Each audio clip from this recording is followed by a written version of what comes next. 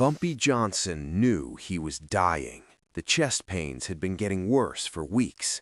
July 6, 1968, he woke up knowing it might be his last day. But he went to Wells' restaurant anyway. Same table, same breakfast. Because the Genovese family had sent word. They wanted a meeting about heroin, about Harlem's future, about what happens when the king dies. Bumpy could have stayed home, spent his last hours in peace. Instead, he sat across from 3 mob enforcers and made a choice: protect his legacy or protect his life. He couldn't do both. He chose Harlem. If you walked through Harlem in the summer of 1968, you'd see something dying. Not the buildings, not the music, not the people, but the soul. Heroin was creeping into the streets like poison gas, and everyone knew where it was coming from: the Italian mob, specifically the Genovese crime family. For 30 years, Bumpy Johnson had kept that poison out. He ran the numbers, controlled the gambling, kept the peace between the Irish, the Italians, and his own people. But he had one rule that never bent: no heroin in Harlem. Not in his neighborhood, not while he was breathing. But in 1968, Bumpy Johnson wasn't breathing so well anymore. He was 62 years old. His heart was failing. The doctors at Harlem Hospital had told him 6 months ago, slow down, retire, enjoy what time you have left. Bumpy had laughed. Retire? A man like him didn't retire. He died working. And if he was going to die, he was going to die on his feet, not in some hospital bed. The Genovese family knew this. They'd been watching him, waiting. Vito Genovese himself was locked up in federal prison in Atlanta, dying of a heart condition just like Bumpy. But his family was still powerful, still hungry, and they saw an opportunity. Harlem without Bumpy Johnson? That was an open market, a gold mine waiting to be claimed. The young soldiers, the ones who didn't remember when Bumpy had walked into Lucky Luciano's office unarmed in 1935 and walked out alive, they thought it would be easy. Just wait for the old man to die, then move in. Set up heroin distribution networks, take over the numbers racket, turn Harlem into another profit center. But the older bosses, the ones who remembered, they knew better. They knew Bumpy Johnson was more dangerous dying than most men were in their prime. They knew you didn't just walk into Harlem and take what you wanted, not while Bumpy was alive. So they decided to try negotiation first, make him an offer, appeal to his business sense. After all, he was old, sick, dying. Surely he'd want to secure his family's future. Surely he'd want to go out with one last payday. On July 6, 1968, 3 men in expensive suits got into a black Cadillac in Little Italy and drove uptown to Harlem. Their names were Anthony Tony Peels Lentini, Joseph Joey Surprise Stasi, and a young soldier named Paulie Fortunato. They were armed, they were connected, and Joey Surprise was carrying a black leather briefcase containing $100,000 in cash. They had no idea they were driving to their own humiliation. Wells' restaurant sat on the corner of 132nd Street and 7th Avenue. It wasn't fancy. Red leather booths worn smooth by decades of use, black and white checkered floor, the smell of bacon grease and coffee that had been brewing since dawn.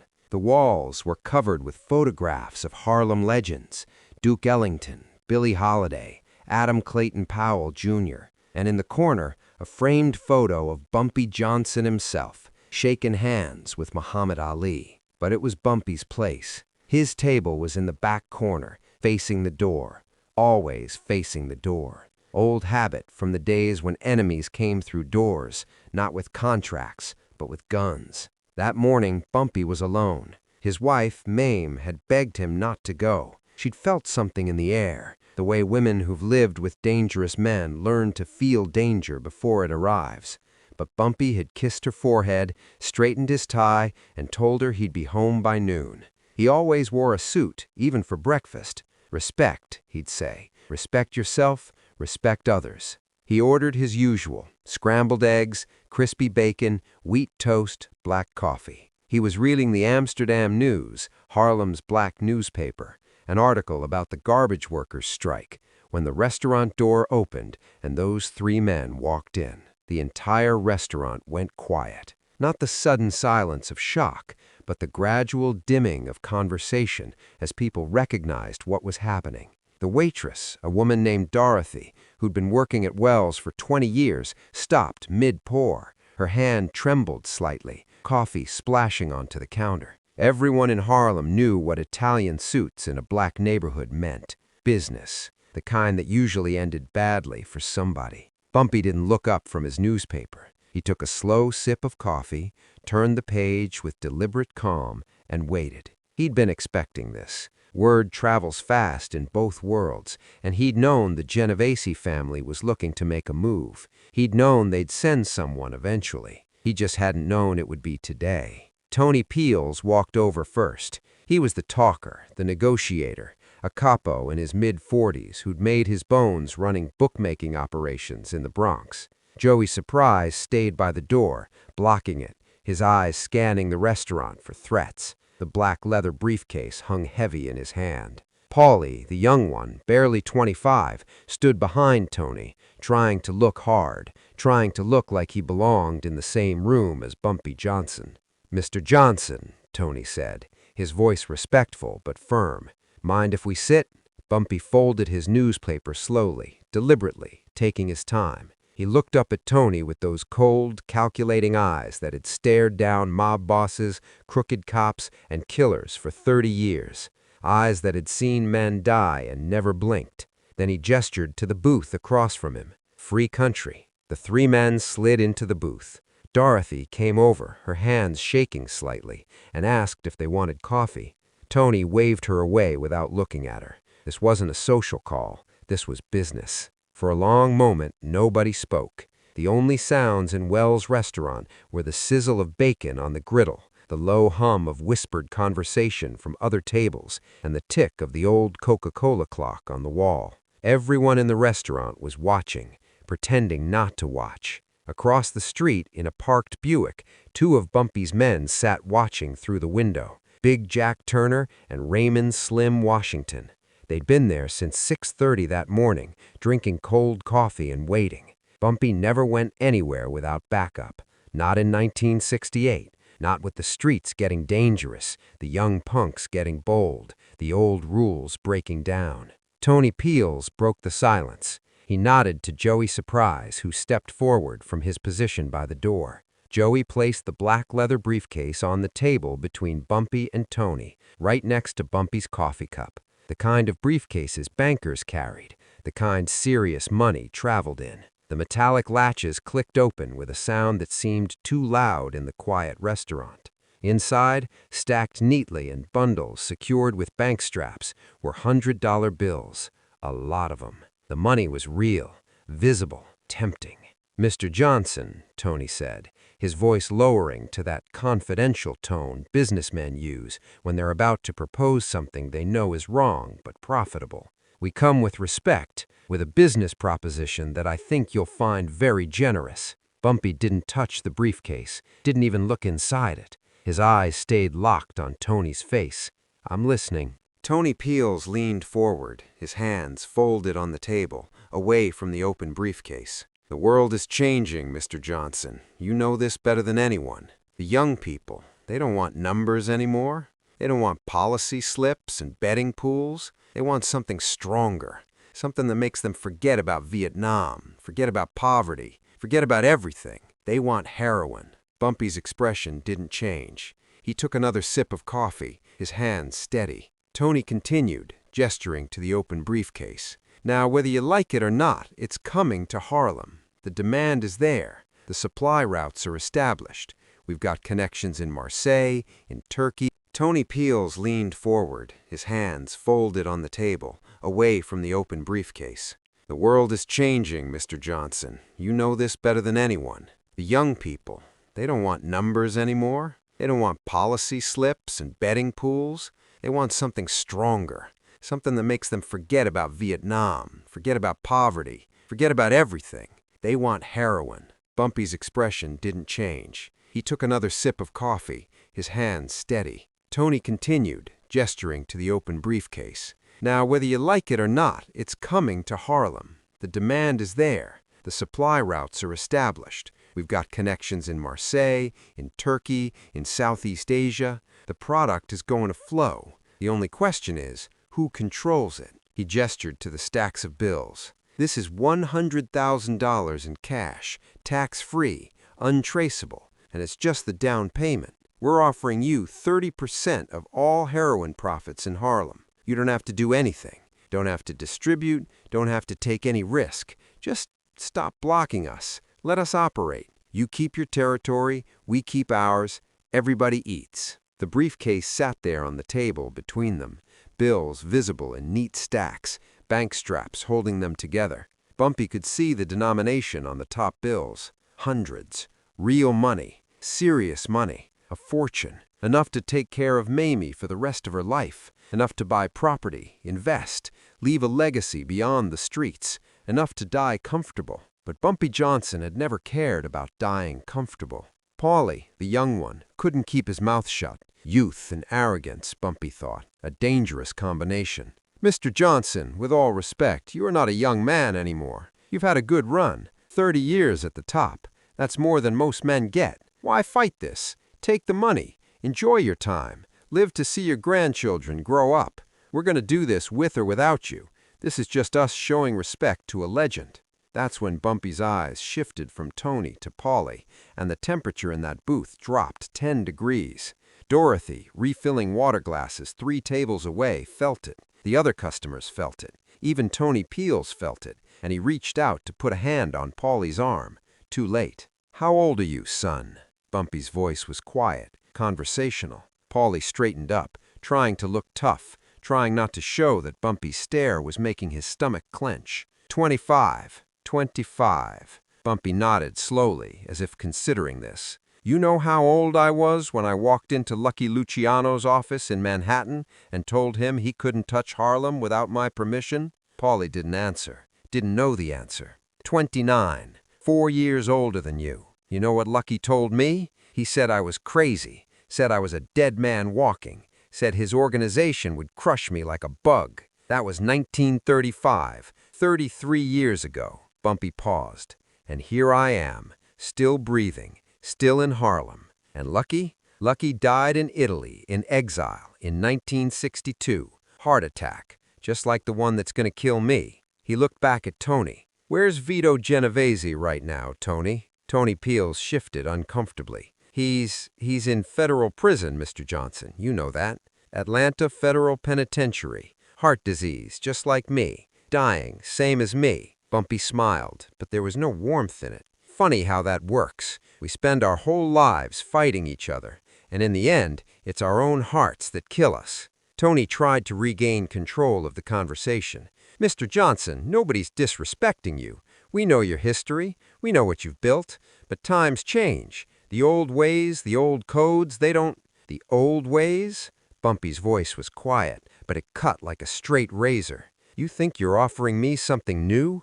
You think I haven't seen this before? Heroin isn't new, Tony. It's been knocking on Harlem's door since the 20s, after World War I, then again after World War II, and every single time I slammed that door shut. You know why?" Tony didn't answer. "Because I've seen what it does. I watched it destroy Chinatown in the 30s. I watched it hollow out neighborhoods in Chicago. I watched it turn human beings into walking corpses. And I made a promise to this community that as long as I was breathing, that poison wouldn't flow freely through Harlem." He reached across the table and closed the briefcase. The latches clicked shut with finality. Then he pushed the briefcase back toward Tony, sliding it across the table. The scraping sound echoed in the silent restaurant. "I don't want your money, and I don't want your poison in my neighborhood." Joey Surprise spoke up from his position near the door, his voice harder than Tony's. "Bumpy, be reasonable. You can't stop this. You're one man. We're an organization. We've got muscle, connections, politicians on our payroll. What do you have? A few old numbers runners and a reputation?" Bumpy looked at Joey, then back at Tony, then at young Paulie, and for the first time since they'd sat down, he smiled. It wasn't a warm smile. It wasn't friendly. It was the smile of a man who'd seen death before and wasn't afraid of it. The smile of a man who'd made his peace. "Let me tell you something about Harlem," Bumpy said, his voice steady and strong despite the tightness beginning to build in his chest. "You think it's just another neighborhood, just another market to exploit, just another revenue stream?" He shook his head slowly. "Harlem is a promise to the people who built it with their bare hands, a promise to the people who came up from the South looking for freedom and found it here, a promise to the kids growing up in these streets that there's another way besides crime, besides drugs, besides destroying yourself to make white men in downtown offices rich." He pointed at the closed briefcase. "You bring that garbage into Harlem, you're not just selling drugs, you're selling death. You're selling hopelessness. You're taking young men who could be doctors, lawyers, teachers, leaders, men who could change the world, and you're turning them into addicts and corpses." Tony Peels shifted uncomfortably. "Mr. Johnson, we're businessmen. We're not responsible for what people choose to. You're murderers." Bumpy's voice didn't rise, but somehow it filled the entire room. Dorothy dropped a spoon behind the counter. The clatter echoed like a gunshot. "Don't dress it up with words like business and choice. You're murderers. You sell poison. You destroy families. You kill communities. And you want me to shake your hand and help you do it?" The pain in his chest was starting now. Bumpy could feel it, a tightness, a pressure, like someone was slowly tightening a vice around his heart. His left arm was tingling. He recognized the signs. He'd seen men die of heart attacks before. His own father had died this way, clutching his chest in a cotton field in South Carolina in 1922. He knew what was coming, but he wasn't done talking yet. "Here's my answer to your proposition," Bumpy said, looking each man in the eye. First Tony, then Joey, then young Paulie, who couldn't hold his gaze and looked away. "You can bring your heroin to Harlem over my dead body. And even then, the people I've taught, the lessons I've lived, they'll fight you every step of the way. You'll never control Harlem. Not the way you control Little Italy or the Bronx. Not while there's one person left who remembers what I stood for." The pain was getting worse now, sharper. His breathing was becoming difficult. But Bumpy Johnson had one more thing to say. 7 words that would be repeated in Harlem for the next 50 years. 7 words that would become his epitaph. He leaned forward, his eyes locked on Tony Peels, and said, "Harlem doesn't bow. Not now, not ever." The pain hit him like a sledgehammer to the chest. Bumpy's hand flew to his heart, gripping his shirt. His coffee cup slipped from his other hand and shattered on the floor, black liquid spreading across the checkered tiles like blood. Dorothy screamed from behind the counter, "Oh, God, somebody call an ambulance!" But before anyone could move, the restaurant door burst open with a crash. 4 men walked in, big men, Harlem men. Big Jack Turner led them, his 6'4" frame filling the doorway. Behind him came Raymond Slim Washington, Marcus the Deacon Williams, and a young enforcer named Cleveland who worked security for Bumpy's policy banks. They'd been watching from across the street the whole time. They'd seen the Italians walk in. They'd been waiting, ready, and when they saw Bumpy grab his chest through the window, they came running. Big Jack's eyes went from Bumpy, clutching his chest, gasping for air, to the 3 Italians sitting across from him in the booth, to the black briefcase on the table between them. "What did you do to him?" Big Jack's voice was pure ice, pure murder.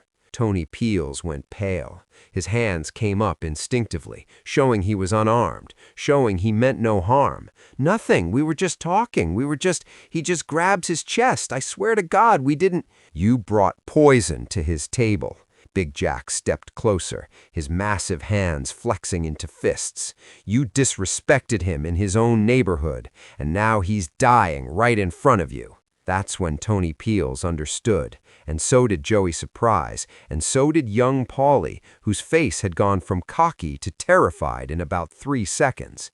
It didn't matter what actually happened. It didn't matter that Bumpy was 62 years old with a failing heart, and this was probably going to happen today whether they showed up or not. What mattered was perception. What mattered was what it looked like. 3 Italian mobsters sitting across from Bumpy Johnson when he has a heart attack in Harlem with witnesses in a neighborhood that loved him like a father. They'd be torn apart before the ambulance arrived. Joey Surprise was already backing toward the door, the briefcase still in his hand. Paulie's hand started to go toward his jacket, toward his gun, but Big Jack caught his wrist in a grip like a steel trap. "You pull that gun, boy, and you'll never leave this neighborhood. None of you will. There'll be 3 bodies floating in the East River by sunset." Through his pain, through the vice crushing his chest, through the difficulty breathing, Bumpy managed to speak. His voice was barely a whisper, but in the terrified silence of Wells' restaurant, everyone heard it. "Let them go." Big Jack looked down at him, confused, angry. "Boss, let them go." Bumpy's breathing was ragged now, each word a struggle. "I want them to tell their bosses." He looked directly at Tony Peels, who was frozen in the booth, too scared to move, too scared to stay. "Tell them Harlem doesn't bow." Big Jack released Paulie's wrist. He stepped back, creating a path to the door, but his eyes promised violence if they ever came back.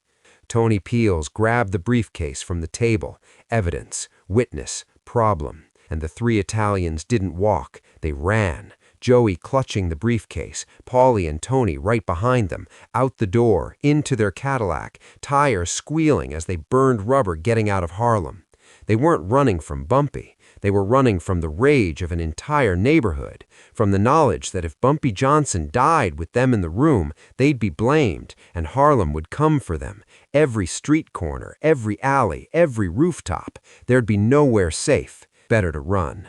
Better to disappear. Behind them, in Wells' restaurant, Dorothy was at Bumpy's side now, holding his hand, tears streaming down her face.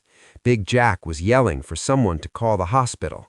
Other customers were gathering around, some crying, some praying. Bumpy looked up at Dorothy and managed to smile, a real smile this time, soft and genuine.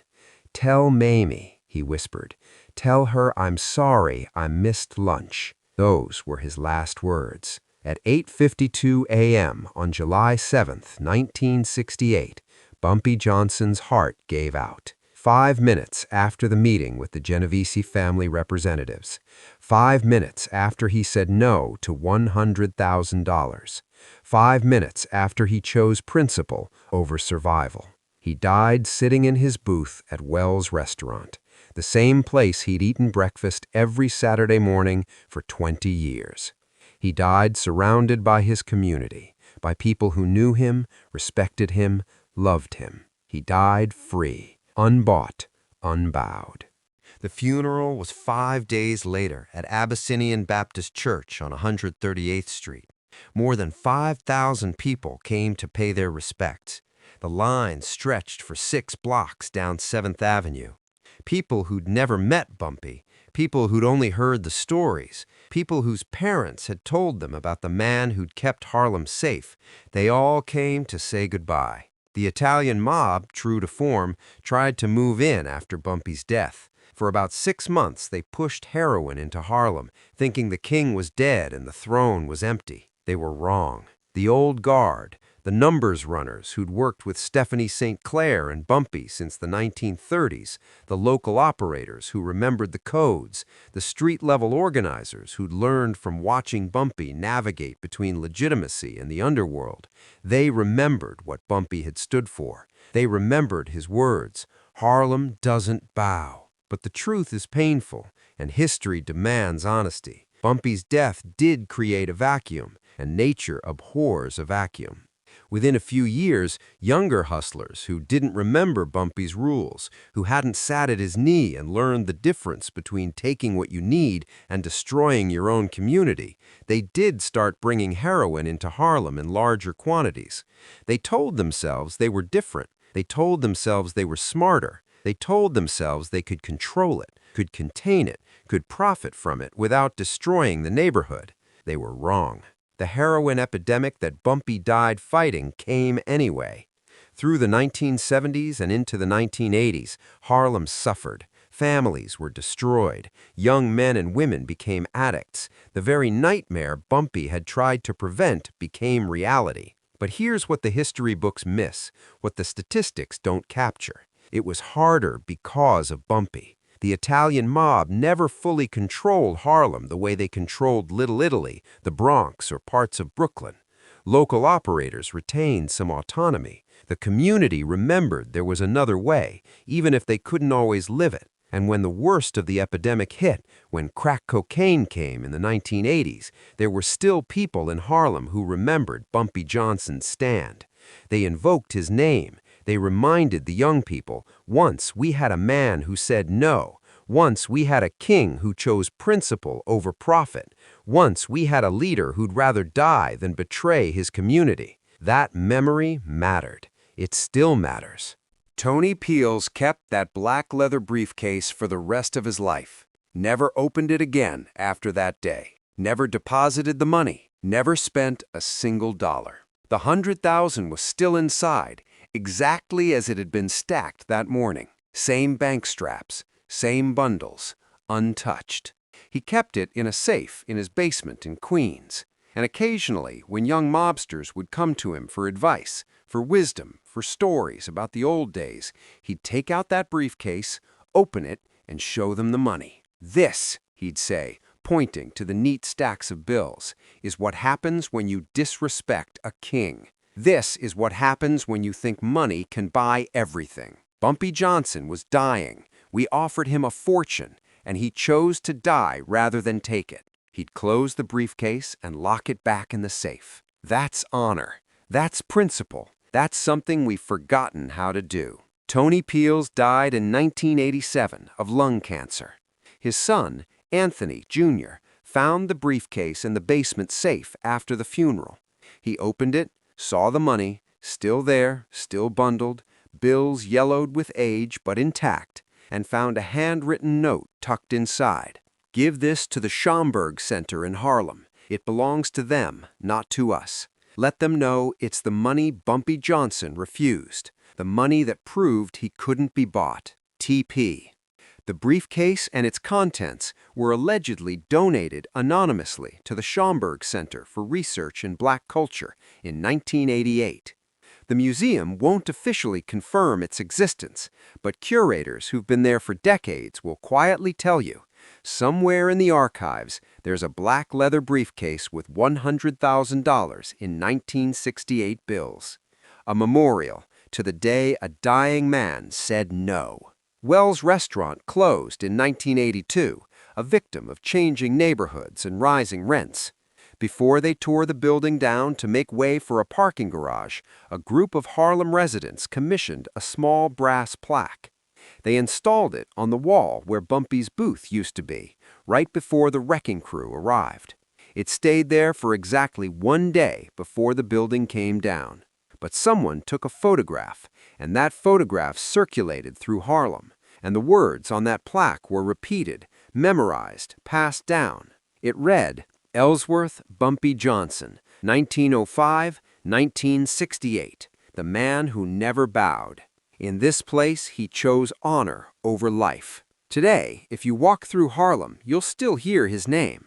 Old-timers sitting on stoops, playing dominoes, drinking coffee, they tell stories about the time Bumpy faced down Lucky Luciano and walked out alive, about the time he stopped a riot with a single gesture, about the morning he sat across from the Italian mob and said no with his dying breath. The stories aren't always accurate. Details get mixed up, timelines get confused, legends blend with facts, but the essence remains true.